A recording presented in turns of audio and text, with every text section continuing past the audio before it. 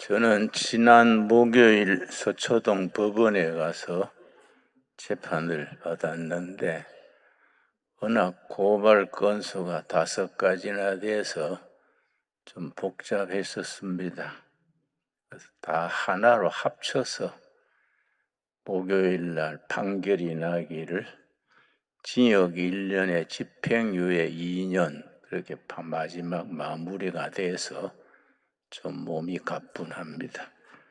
다 우리 교회의 최기식 변호사님이 수고를 많이 해 주셨습니다.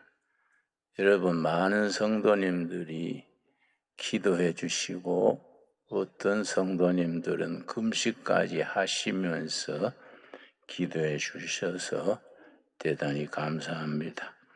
지금은 사순절 기간입니다. 사순절은 한순이 열흘이 한순인데 사순은 40일이지요. 원래 부활절은 4월 5일입니다. 4월 5일 전날부터 뒤로 40일, 주일을 뺀 40일을 사순절로 지킵니다. 사순절 기간 동안에 우리가 부활하신 예수님을 마음에 기리면서 경건한 기간으로 보내게 됩니다. 사순절이 올해도 절반쯤 진행되고 있기에 우리 수도원 둘의 마을에서는 내일부터 매일 저녁 7시에 우리 구국기도회를 열고자 합니다. 아마 멀리서 오시는 분들도 있으니까 저녁 6시 20분 이후로는 지하철 1호선 중앙역 3호 3번 출구 거기에 버스를 대기해 놓고 외부에 오시는 분들도 구국기도회에 참여해서 나라 위에서 뜨겁게 기도하는 구국기도회를 계속하도록 하겠습니다.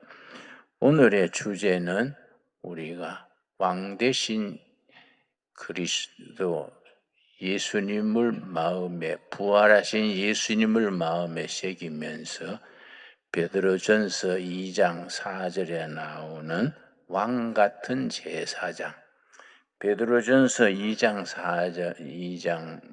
9절 말씀에 너희는 택하신 족속이요 왕 같은 제사장이요 거룩한 나라요 하나님의 소유라고 일렀습니다. 구약에서는 왕과 제사장과 선지자 세 직책이 안수받는 직책입니다. 따로따로 안수를 받습니다. 이 세 직분, 왕과 제사장과 선지자는 딱 역할이 구분되어서 서로 독립적입니다. 그런데 사무엘 상에 보면은 사울 왕이면서 제사장 역할까지 했다가 하나님 앞에 크게 징계받은 본문이 나옵니다. 사무엘상 13장 8절을 찾겠습니다. 사무엘상 13장 8절 구약 성경 428페이지에 사울 왕이 왕으로서의 역할만 해야 되는데 하나님의 뜻을 어겨서 제사장 역까지 겸해서 해버렸습니다. 마음에 조급한 마음에 하나님을 신뢰하는 마음으로 어떤 처지 어떤 형편에서도 느긋하게 기다려야 하는데 이 조급해지는 것이 아주 영적으로 문제가 생깁니다. 사무엘상 13장 8절 말씀 사울은 사무엘이 정한 기한대로 이레 동안을 기다렸으나 블레셋 성경에 블레셋 얘기가 자주 나옵니다. 그 블레셋이 요즘 팔레스틴입니다. 팔레스틴과 이스라엘 간의 그 반목 투쟁은 사무엘 시대 이전부터 내려오던 그런 문제였습니다. 그런데 블레셋이 이스라엘을 치고 나오니까 블레셋 군대가 막 대량으로 침입을 하니까 사울 왕이 마음이 급해졌습니다. 그래서 제사 드리는 것은 사무엘 선지가 와서 제사 드린 뒤에 전쟁터로 나가야 되는데 사무엘 선지가 다른 일로 오는 게 좀 지체됐습니다. 그때 사울이 조급한 마음에 왕의 직분을 벗어나서 제사장 직분까지 겸해버렸습니다. 근데 이거는 영적으로 안 됩니다. 왜냐? 왕과 제사장과 선지자는 각각 분리돼서 어디 가서 통합되느냐? 신약에 가서 예수님 안에서 왕이시고 제사장 되시고 선지자 되신 예수님께서 안에서 다 통합이 되는데 구약에서 이걸 사울 왕이 급한 마음에 잘못을 저질렀습니다. 8절 다시 읽습니다. 사울은 사무엘이 정한 기한대로 이레 동안을 기다렸으나 사무엘이 길갈로 오지 아니하매 백성이 사울에게서 흩어지는지라. 적은 아주 기세가 높고 오래 기다리니까 자기 군대들은 흩어지고 사울이 조급해졌습니다. 여러분, 우리가 하나님의 사람, 하나님의 일꾼으로 일하고 있는데 중요한 게 있습니다. 하나님의 일에는 기다릴 줄 알아야 됩니다. 기다릴 줄 모르고 사람의 조급한 게 앞서 버리면은 일을 그르치게 됩니다. 그래서 하나님의 때를 기다리는 것, 그것이 신앙생활의 중요한 내용입니다. 그러나 우리는 조급해지기 쉽지요. 그래서 사울이 조급했습니다. 사울은 용맹한 왕이랬지만은 정서적으로 문제가 있었습니다. 요즘식으로 표현하면 조울증. 조증은 막 기분 좋을 때는 천하가 자기 같고 울증은 막 죽어버리도록 절망적이고 이게 교대로 왔다 갔다 하는 것이 조울증입니다. 우울증보다가 조울증이 더 어렵습니다. 사울이 그런 조울증이 있어가지고 가끔 정서적인 정신적인 광기를 부렸었습니다. 그래서 그런지 기다리지 못했습니다. 기다리지 못하고 자기 조급한 것이 앞질러 버렸습니다. 그래서 9절 말씀, 사울이 이르되 번제와 화목제의 물을 이리로 가져오라 하여 번제를 드렸더니 제사를 자기가 집례를 한 겁니다. 선지자 사무엘이 와서 제사를 집례해야 되는데 왕으로서 그것까지 겸해서 다시 말씀드려서 조급해서 기다리지를 못해서 왕이면서 제사장 직까지 겸해서 제사를 드렸는데 제사가 끝나자마자 사무엘이 도착했습니다. 10절입니다. 번제 드리기를 마치자마자 사무엘이 온지라 사울이 나가 맞으며 문안하매 사무엘 선지가 내용을 파악을 하고 사울 왕을 책망을 합니다. 11절입니다. 사무엘이 이르되 왕이 행하신 것이 무엇이냐 하니 사울이 이르되 백성은 내게서 흩어지고 당신은 정한 날 안에 오지 아니하고 블레셋 사람은 믹마스에 모였음을 내가 보았으므로 이에 내가 블레셋 사람들이 나를 치러 길갈로 내려오겠거늘 내가 여호와께 은혜를 간구하지 못하였다 하고 부득이하여 번제를 드렸나이다. 사울 입장도 이해는 어느 정도 가지요. 그러나 하나님이 정한 그 법이 있습니다. 그 법을 기다려야 되는데 조급한 마음에 내가 제사까지 부득불 어쩔 수 없이 제사까지 드렸습니다. 그랬더니 사무엘이 하나님의 뜻을 대변해서 책망을 합니다. 사무엘이 사울에게 이르되 왕이 망령되이 행하였도다. 왕이 왕의 하나님 여호와께서 왕에게 내리신 명령을 지키지 아니하였도다. 중요한 것은 환경과 처지가 이 세상의 흐름이 아니고 그 모든 것 위에 우뚝 서는 절대적인 가치가 있습니다. 하나님의 명령, 하나님의 뜻, 그 안에서 움직여야 되는데 조급한 마음에 하나님의 뜻을 자기가 앞질러 버렸습니다. 그래서 왕의 하나님 여호와께서 내리신 명령을 지키지 아니하였도다. 그리하였더라면 여호와께서 이스라엘 위에 왕의 나라를 영원히 세우셨을 것이거늘 사울 왕이 하나님의 명령을 잘 지켰으면은 하나님이 왕과 후손들의 왕위를 견고히 지켜주시기로 돼 있는데 왕이 조급한 마음에 하나님의 명령을 어기고 인간적인 인본적인 생각으로 어겼기 때문에 14절이 하나님의 결론입니다. 지금은 왕의 나라가 길지 못할 것이라. 여호와께서 왕에게 명령하신 바를 왕이 지키지 아니하였으므로 여호와께서 그의 마음에 맞는 사람을 구하여 여호와께서 그를 그의 백성의 지도자로 삼으셨나이다. 여러분, 사무엘상 13장 14절은 옛날에 쓰여진 말씀이지만은 이 말씀은 지금도 그대로 살아있는, 지금도 유효한 말씀입니다.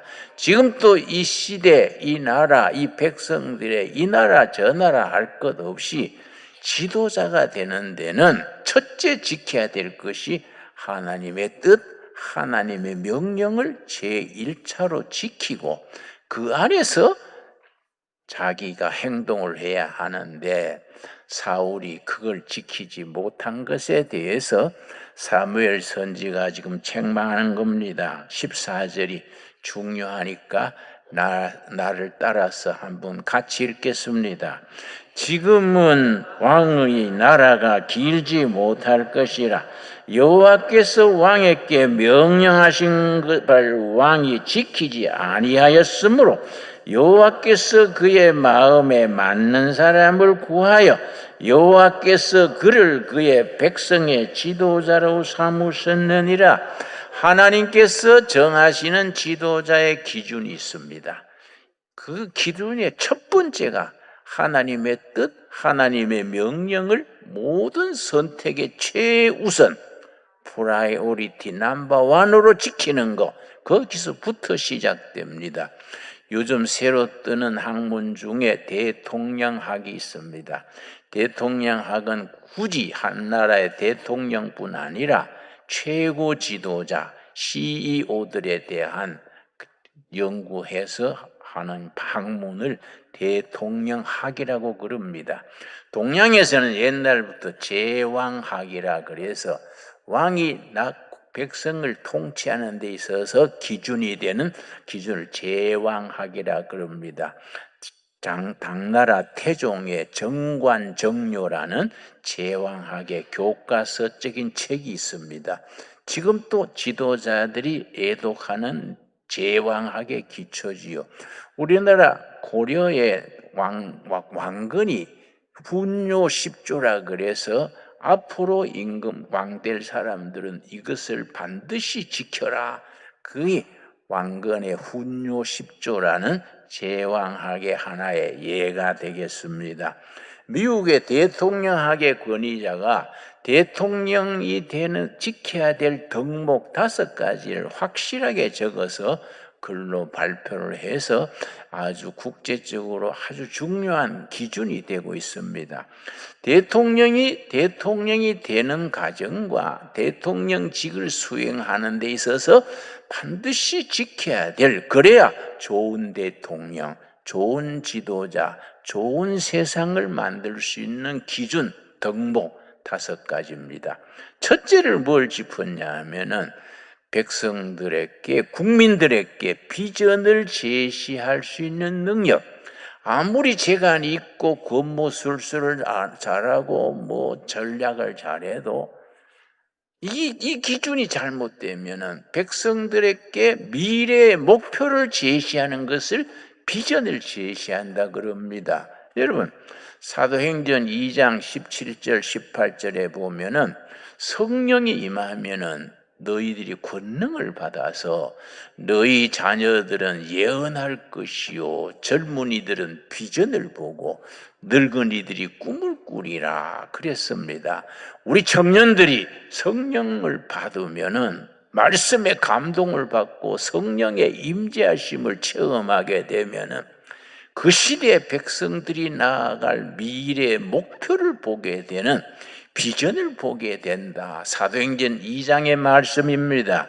그러니까 대통령으로서 지내야 될 덕목의 첫째가 온 국민이 패 가르지 말고 이편 저편 니편 내편 가르지 말고 전 국민이 여야를 다 초월해서 국민 전체가 바라보고 나가야 될 국민적 목표, 국가적인 목표를 비전이라고 그럽니다. 그래서 국민이 바라보고 나가야 될 비전을 제시할 능력이 첫째다. 우리나라 정치가 참 국민에게 실망스러운 것은 정권이 바뀔 때마다 미래를 제시해야 되는데 자꾸 옛날 걸 뒤집습니다. 옛날에 상대방이 잘못한 걸 재판하다가 5년이 가버려요.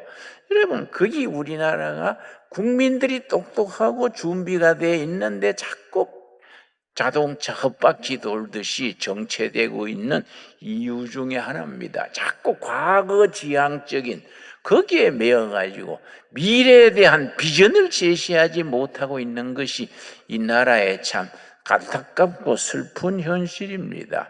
두 번째가 뭐냐면은 자기의 그 제시하는 비전을 국민들에게 설득할 수 있는 설득력, 이 설득력이 중요합니다.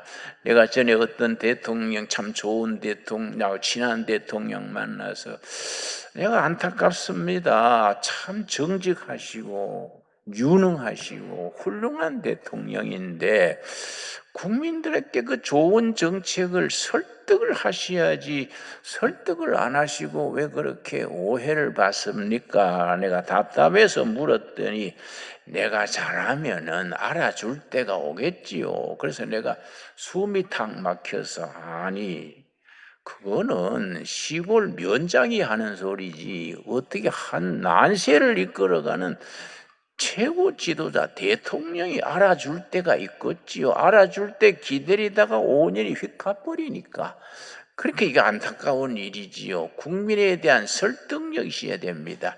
여러분, 설득력을 오해하기 쉽습니다. 말 잘하는 것을 설득력으로 오해하기 쉽지요.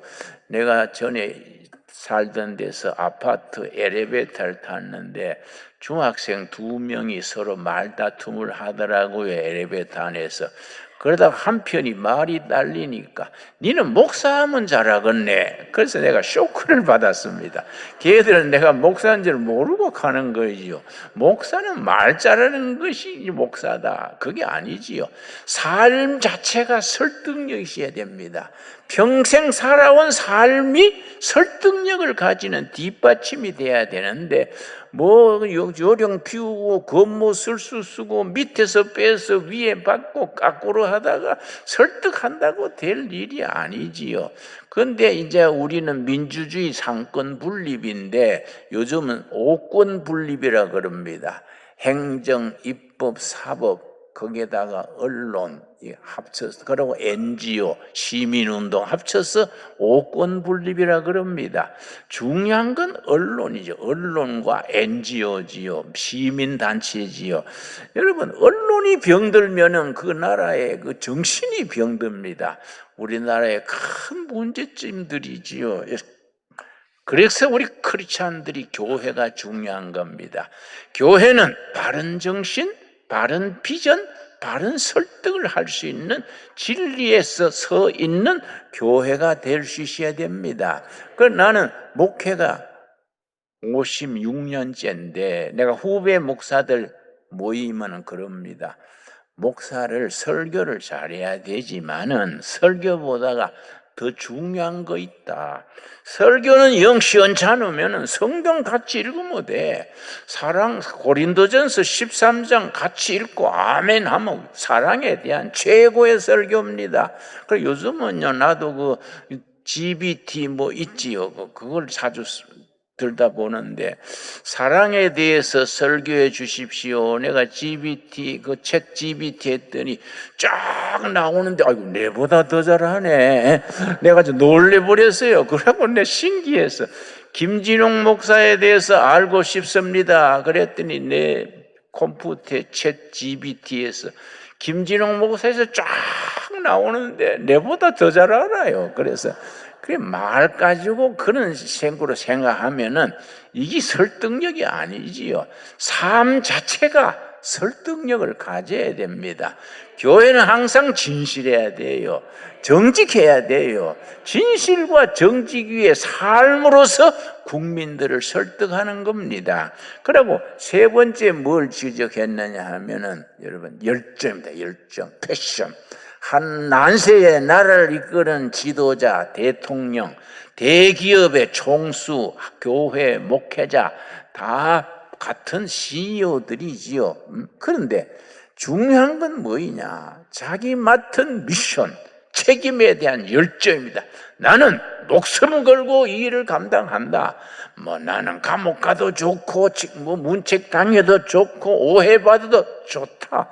나는 목숨 걸고 내 맡은 직에 인생을 투자한다. 이 열정, 패션입니다. 패션. 철학자 중에 독일 철학자 헤겔이라는 헤겔이라는 철학자가 역사 철학이라는 참 불후의 명제를 남겼는데, 역사 철학의 마지막 구절이 뭐냐 하면은, 내가 길고 긴 인류 역사를 살펴보건대 인류 역사에 큰 업적을 남긴 위대한 정치가들은 열정의 사람들이었다. 그 헤겔의 정치 철학의 마지막 말입니다. 위대한 업적을 남긴 지도자, 대통령, 왕들의 장점 중에 장점이 뭐이냐? 열정의 사람들이 시대를 만들고 그 열정을 가지고 시대의 정신을 이끌어 나가는 것이 지도자다. 참 고마운, 좋은 말이지요. 네 번째 뭘 지적했냐면은 일관성입니다. 일관성. 그걸 영어로는 인테그리티, 모랄 일관성, 도덕적인 일관성, 정책적인 일관성, 초지일관이란 말을 하지요. 처음부터 마지막까지 참 진실성 위에서 국민을 바르게 설득할 수 있는 일관성, 인테그리티라는 것이 참 중요합니다. 그런데 그 근무술수나 요령을 따라 정치하는 사람들은 아침 저녁으로 바뀌어요. 아침 저녁으로 바뀌니까 어떤 게 진심인지를 알지 못해요. 그래서 그걸 판단하기 위해서 어떤 게 진짜일까, 참 슬픈 일입니다. 여러분, 그런 일관된 정신, 우리가 성경을 읽고 성령의 사람들은 손해를 봐도 욕을 먹어도 여러분 일관되게 하나님 앞에서 살아갈 수 있게 되기 바랍니다.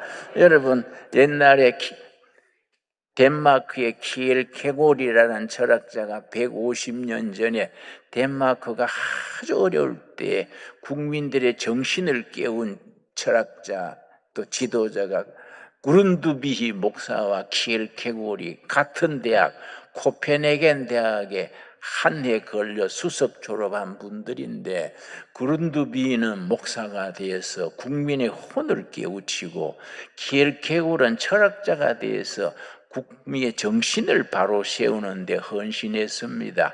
그 키엘케고르이 자기의 철학에 대해서 뭐라 했냐면 내 철학의 목표는 내가 어떻게 하면 진실한 크리스찬이 될 수 있을까?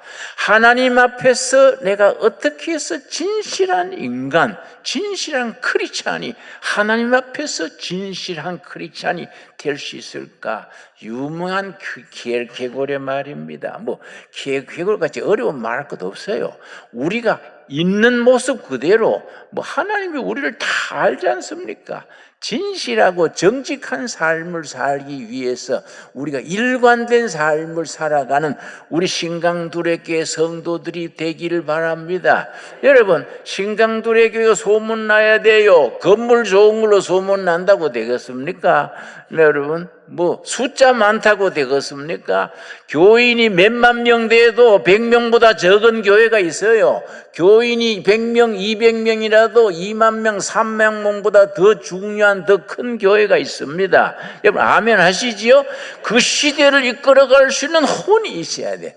국민들의 정신에 불을 붙이고 뜨겁게 하고 좋다. 이런 목표, 이런 정신을 가지고 통일 한국 시대를 위해서 나가자. 이런 정신을 가져야 됩니다.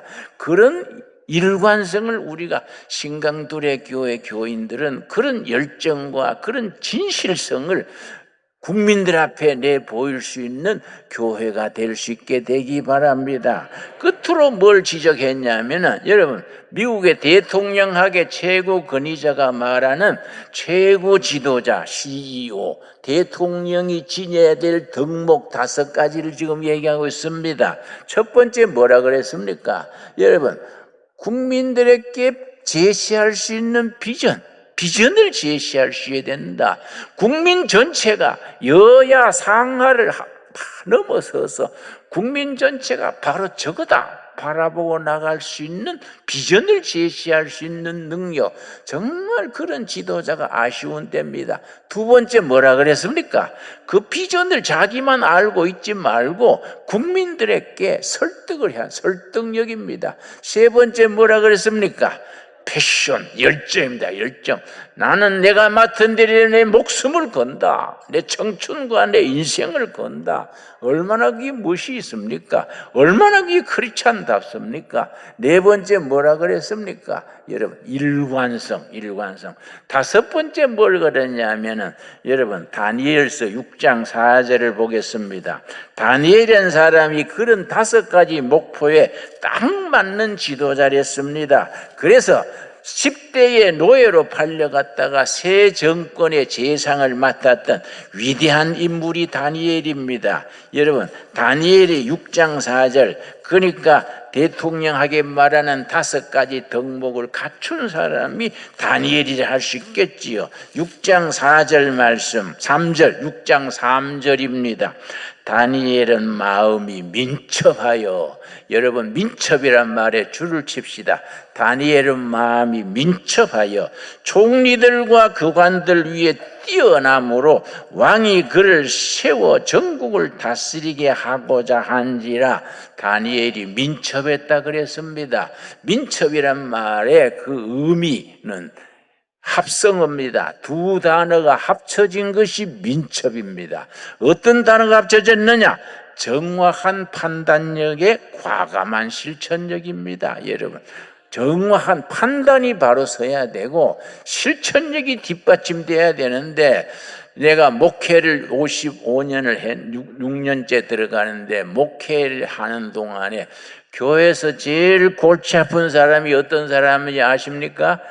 교회만 그렇겠습니까? 나라나 회사나 한 가지입니다. 무식한데 용감한 사람이 이건 약이 없습니다.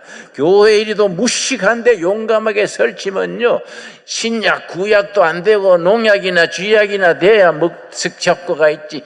여러분 판단력이 바른데 거기에 실천이 뒷받침될 수 있는 이게 지도자의 본질이지요. 여러분, 우리가 그런 청년들, 그런 청소년들을 길러내는 교회가 될 수 있어야겠습니다. 여러분, 그래서 구약시대에는 한 사람이 다 합쳤다가는 잘못되니까 하나님께서 왕은 왕의 역할, 제사장은 제사장의 역할, 선지자는 선지자의 역할 딱 구분을 했습니다. 그런데 신약에 가서 예수님께서 허물었습니다.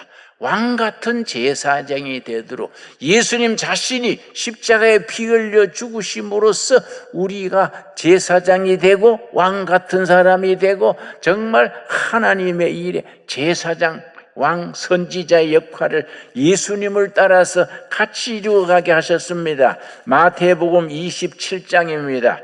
예수님께서 십자가에서 죽으셨는데 예수님은 십자가에서 숨 거두셨는데 엉뚱하게 예루살렘 시내의 예루살렘 성전에서 큰 사건이 벌어졌습니다. 마태복음 27장 50절 말씀, 분명히 예수님은 골고다 언덕, 예루살렘 성 밖에 골고다 언덕에서 십자가에 숨 거두셨는데 예수님이 숨지는 시간 예루살렘 성 안에 예루살렘 성전에서 큰 사건이 일어났습니다. 50절, 27장 50절, 예수께서 다시 크게 소리 지르시고 영혼이 떠나시니라. 이에 성소 휘장이 위로부터 아래까지 찢어져 둘이 되고, 여러분, 지성소에 백성들은 바깥들까지 옵니다. 제사장들이 안뜰에서 제사 지내고 제사장은 성소까지만 들어갑니다. 대제사장이 1년에 한 번씩 피를 가지고 지성소로 들어갑니다. 성소와 지성소 사이에 가로막는 휘장이 있습니다. 시장이 높습니다. 그런데 1년에 한 번씩 대제사장만 지성소에 들어가서 백성들의 죄를 속하고 하나님을 뵙게 되는데 제사장이 들어가면 죽습니다. 일반 국민은 더 말할 것도 없고요.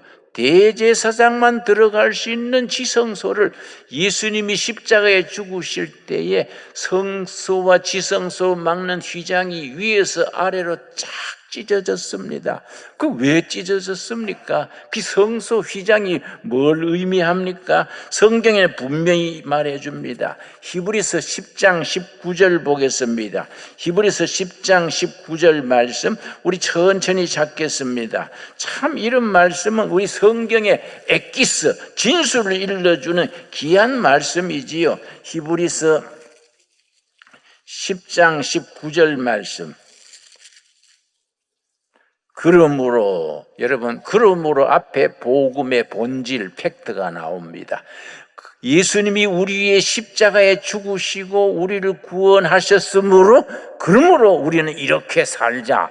이게 이제 복음의 구조입니다.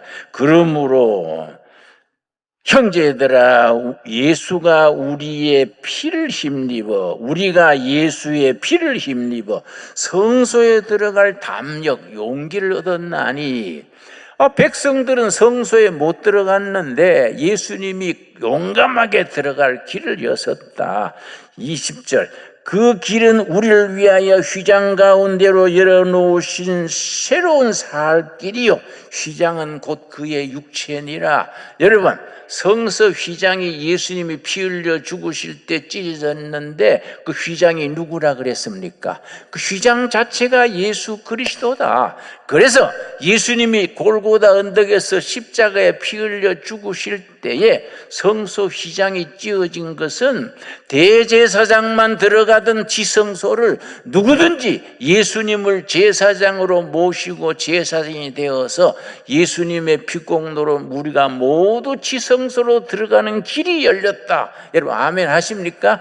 이 복음의 엑기스입니다. 우리가 그런 복음의 그 핵심을 깨닫고 감사하고 감격하고 전할 수 있는 그런 신앙 운동이 돼야 됩니다. 그래서 베드로서 2장 9절, 베드로전서 2장 9절 오늘 본문 말씀에 베드로가 뭐라 그랬습니까? 베드로전서 2장 9절입니다. 2장 9절 신약성경 378페이지입니다.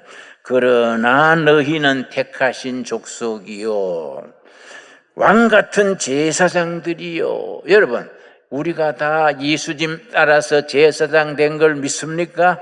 내가 어떤 교 집회 가지고 낮 공부하는 동안에 여러분 제사장이 누구시지요? 그랬더니 목사님이요. 그래서 50점입니다. 내가 그렇게 일러준 적이 있습니다. 그건 구약적인 배경이지요.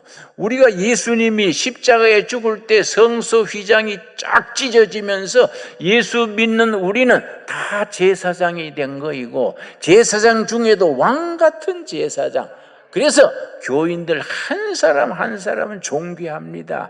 한 사람 한 사람 하나님 앞에서 존귀하고 거룩합니다. 여러분, 우리 자신이 다 왕같은 제사장인 걸 믿습니까?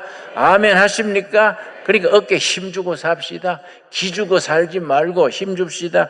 2장 9절 말씀. 그러나 너희는 택하신 족속이요 왕같은 제사장들이요 거룩한 나라요 그의 소유가 된 백성들이니 이는 너희를 어두운 데서 불러내어 그의 기이한 빛에 들어가게 하신 이에 아름다운 덕을 선포하게 하려 하심이라. 예수님이 십자가에 피 흘려 죽으심으로써 우리가 예수님을 뒤따라 왕같은 제사장이 되어서 우리가 기이한 빛에, 복음의 위대한 기이한 빛에 동참하는 우리가 왕같은 제사장 된 것을 스스로 축하할 수 있는 이 시간 될 수 있게 되기를 바랍니다. 그래서 우리가 왕같은 족속이요 택하신 족속이요 거룩한 나라요 하나님의 소유가 됐다. 얼마나 생각할수록 얼마나 감격스러운 일입니까? 이 시간 우리가 예수님의 공로로 왕같은 제사장 된 것에 대해서 감격을 가지고 확신을 가지고 세상으로 힘있게 나아갈 수 있는 우리가 될 수 있게 되기 바랍니다. 기도하겠습니다. 하나님 감사합니다. 거룩한 성일에 저희들이 함께 예배에 참여하여 말씀과 기도와 찬양 속에서 하나님께 영광 돌리게 됨을 감사드립니다. 예수님이 십자가에 죽으심으로 우리를 왕같은 제사장 되게 하신 것 감사합니다. 택하신 족속으로 세우신 것을 감사합니다. 거룩한 나라의 시민 된 것 감사합니다. 이 병들고 찌그러진 나라 정치와 경제와 문화를 예수님의 피의 복음으로 기이한 빛으로 순결하게 하고 새롭게 하고 온 세계에 박수받는 통일 한국을 이루는 일에 우리가 헌신하게 하여 주시옵소서. 너희가 믿느냐? 믿으면 아버지의 영광을 보리라 하였사오매 우리의 믿음과 우리의 확신과 우리의 헌신이 우리로 하여금 왕같은 제사장의 사명감을 가지고 이 나라로 어느 부서든지 가서 빛을 발하게 하여 주시옵소서. 예수님 이름 받들어 기도드려 사옵나이다. 아멘.